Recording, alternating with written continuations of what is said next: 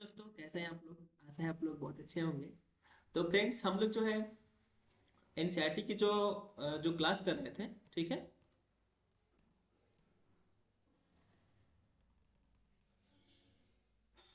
तो NCERT class में जो है हम लोग का जो है क्लास 8 हम लोग पढ़ रहे थे। और क्लास 8 में जो है हम लोग जो है चैप्टर नंबर जो है थर्ड पर हम लोग पहुंच चुके थे, ठीक है। हम लोग जब चैप्टर नंबर थर्ड पर पहुंचकर हम लोगों ने जो है यहाँ से बहुत सारे टॉपिक्स को क्लियर कर लिया है।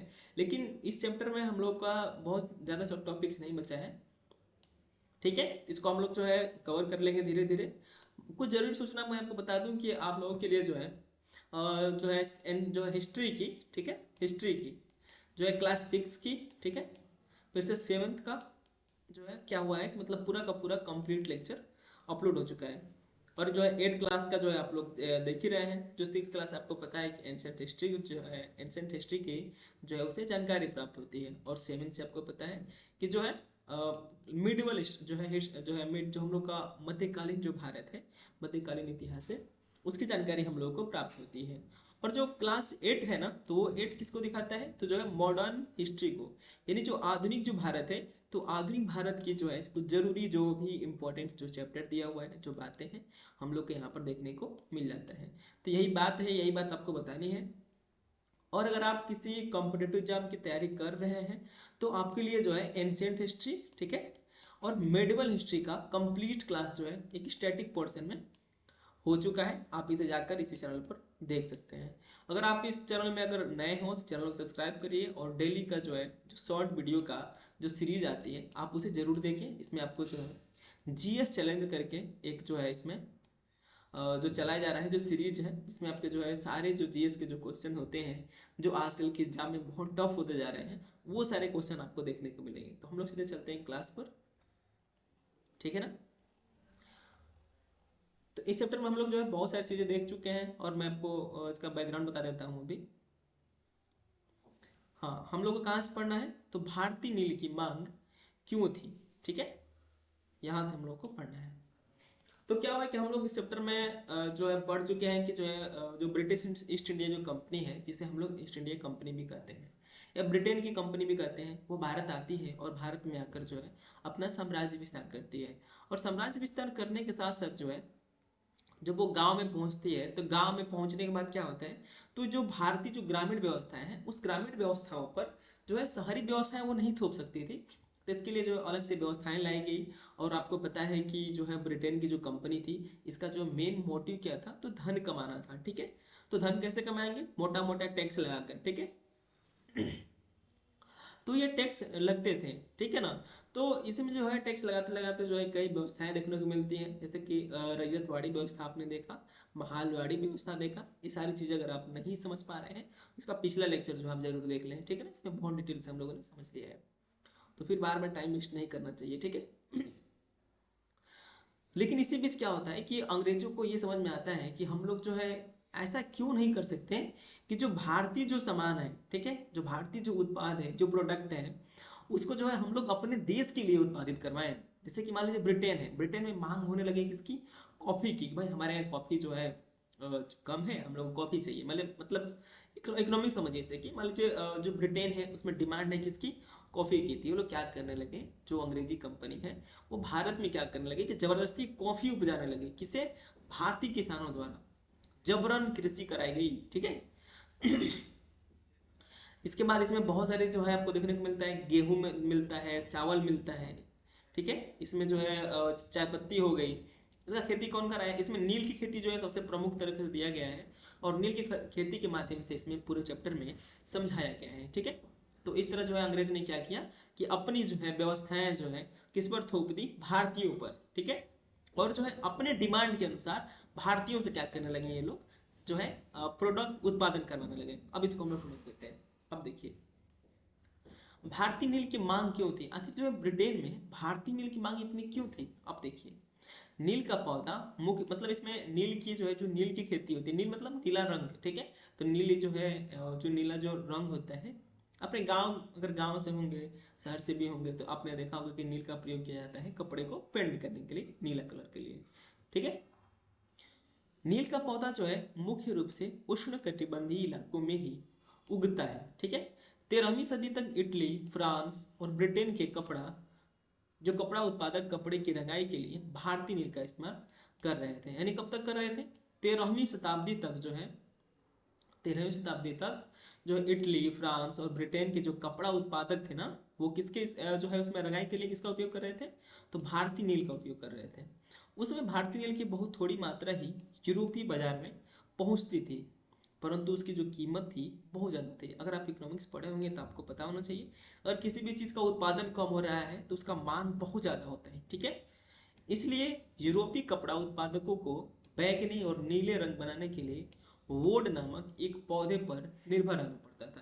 किसको? यूरोपियों को। ठीक है, यानी जो है यूरोपीय कपड़ा को, यानी वेस्टर्न कल्चर के जो है क्लॉथ जो होते हैं, ठीक है, जो है वोड नामक जो है पौधे पर निर्भर रहना पड़ता था। जो वोड पौधा है वो शीतोष्ण क्षेत्र में उगता था। अब वोड पौधा कहाँ उग रहा है? तो शीतोष्ण क्षेत्र में। और नील नामक जो पौधा कहाँ उग रहा है? तो उष्णकटिबंधीय क्षेत्र में। इसलिए यूरोप में आसानी से मिल जाता था। उत्तरी इटली, दक्षिणी फ्रांस व जर्मनी और ब्रिटेन के कई हिस्सों में यह पौधा उगता था। नील के साथ प्रतिस्पर्धा से परेशान यूरोप के वुड उत्पादकों ने अपनी सरकारों पर दबाव डाला कि वे नील के आयात पर पाबंदी लगा दें।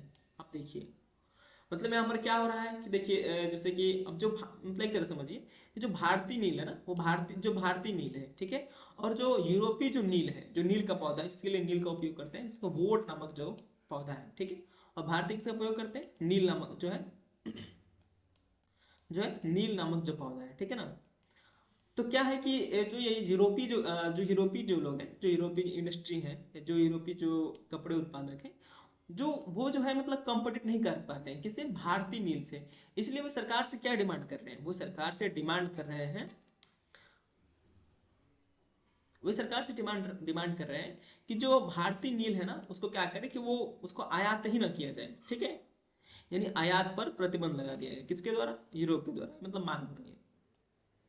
मगर कपड़े को रंगने वाले तो नील को ही पसंद करते थे। अब देखिए मतलब दिक्कत क्या हुई अंग्रेजों को, यूरोपियों को, कि भाई देखिए, क्योंकि नील आपको पता है कि नील जो है बहुत जो है, अब देखिए नील से जो है बहुत चमकदार नीला रंग मिलता था, जबकि वोट से मिलने वाला रंग बेजान और फीका होता था। अब इसमें प्रॉब्लम क्या थी कि जो वोट नामक जो पौधा है जो यूरोप में मिल रहा है, तो जो यूरोप में जो पौधा मिल रहा है उसमें क्या है कि जो उसकी क्वालिटी है वो बहुत जो है निम्न स्तर की होती थी। और जो भारतीय नील है उसका जो है जो आप क्वालिटी कह सकते हैं, सबसे बहुत चमकदार था और बहुत बेस्ट कलर हुआ करता था। ठीक है ना, 17वीं सदी तक आते आते यूरोपीय कपड़ा उत्पादकों ने नील की आयात पर लगी पाबंदी में ढील देने के लिए अपनी सरकारों को राजी कर लिया। ठीक है, कैरिबियाई द्वीप समूह स्थित सेंट डोमिंगियो में फ्रांसीसी, ब्राजील में पुर्तगाली, जमैका में ब्रिटिश और वेनेजुएला में जो है स्पेनिश लोग नील की खेती करने लगे। उत्तरी अमेरिका के भी बहुत सारे भागों में नील के बागान सामने आ गए। यानी मतलब क्या हो रहा है कि जैसे कि नील की जो है यहाँ पर अब डिमांड बढ़ी, तो नील की जो है खेती में बढ़ोतरी देखने को मिलती है। 18वीं शताब्दी के आखिर तक भारतीय नील की मांग और बढ़ गई। यानी क्या हो रहा है, जो टोटली मतलब इसका मेन पर्पज क्या हो रहा है, तो जो इंडियन जो नील है, ठीक है, इसकी जो डिमांड बढ़ रही है। ठीक है, यानी भारतीय नील क्या हो रहा है? डिमांड बढ़ रहा है। ठीक है, ब्रिटेन में औद्योगिकरण का युग शुरू हो चुका था, और उसके जो कपास है, जो उसके कपास उत्पादन है, उसमें क्या हो रहा था? भारी इजाफा हो रहा था, यानी इसमें बढ़ोतरी हो रही थी। अब कपड़ा की अब कपड़ा की जो रंगाई की जो मांग है और तेजी से बढ़ने लगी, क्योंकि अगर कपास उत्पादन हो रहा है, यानी कपड़े की जो है यहाँ पर जो है प्रोडक्शन ज़्यादा हो रही है, तो इसको क्या होगा? अब कलर भी चाहिए ना, जो है नील कलर। ठीक है, इसकी नील की जो है मांग भी बढ़ रही थी। जब नील की मांग बढ़ी, उसी दौरान वेस्ट इंडीज और अमेरिका से मिलने वाली आपूर्ति अनेक कारणों से बंद हो गई। 1783 से 1789 के बीच दुनिया का नील उत्पादन आधा रह गया। ब्रिटेन के अंग्रेज अब नील की आपूर्ति के लिए बेचैनी से किसी और स्रोत की तलाश कर रहे थे। यह नील कहाँ से मिल सकता था? अब आप भी कल्पना कर सकते हैं, क्योंकि अब जो है ब्रिटेन का मतलब एक तरह से आप समझ लीजिए इसका टोटली जो समरी में कि ब्रिटेन का क्या है कि यूरोपियों को क्या है कि मतलब जो है यूरोपवासियों का मांग क्या है? नील। ठीक है, और यूरोप कहाँ पर शासन कर रहे हैं? भारत पर। और भारत भी क्या है, एक तरह से उष्णकटिबंधीय देश है। तो जाहिर सी बात है ये लोग क्या चाहेंगे कि अब भारतीयों में अब जो है मतलब भारतीयों से जबरदस्ती नील की खेती कराई जाए। ठीक है।